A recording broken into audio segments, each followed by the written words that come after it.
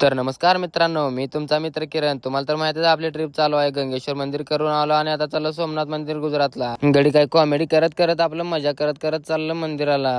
आणि गुजरातमध्ये 3 चाकी बुलेटचा काय विषय हा. माणसं किती भरते ती, काय काय करते ती, काय त्यांचं त्यांनाच माहिती असते बघा. योगा आला बघा, किती भरून आला बघा. आपल्याला कसे 3 चाकी डमडम असते, तसं यांचं 3 चाकाचं डमडम म्हणजे बुलेट आहे. योगा अजून 2 आल्या बघा गाड्या. काय सांगू तुम्हाला, बघल तिकडे 3 चाकाची बुलेट शिवाय काय विषयच नाही. आणि बुलेट बघत बघत आलो बघा मंदिराच्या आवारात. मस्तपैकी एंट्री केली, अशी कमानीतून आत गाडी घातली.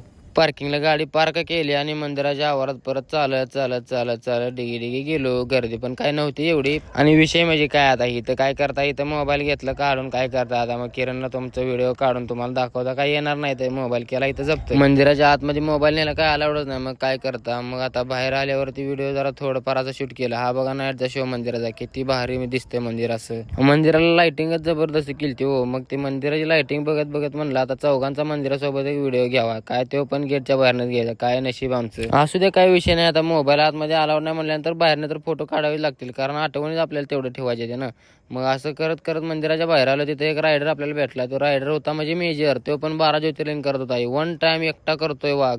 मग त्याची कथा जी काय ते आम्हाला सांगितली, आम्ही आमची कथा त्याला सांगितली. मग अशा गप्पा मारत मारत चांगल्या गप्पा रंगल्या. तो पण गेला निघून. मग आम्ही केलं परत झोपायचं नियोजन. परत इथं मंदिराच्या आवारात झोपून टाकलं. मग कारण आपल्याला इथं सकाळी अजून लय काय काय बघायचं आणि तुम्हाला पण दाखवतो नेक्स्ट ब्लॉग मध्ये.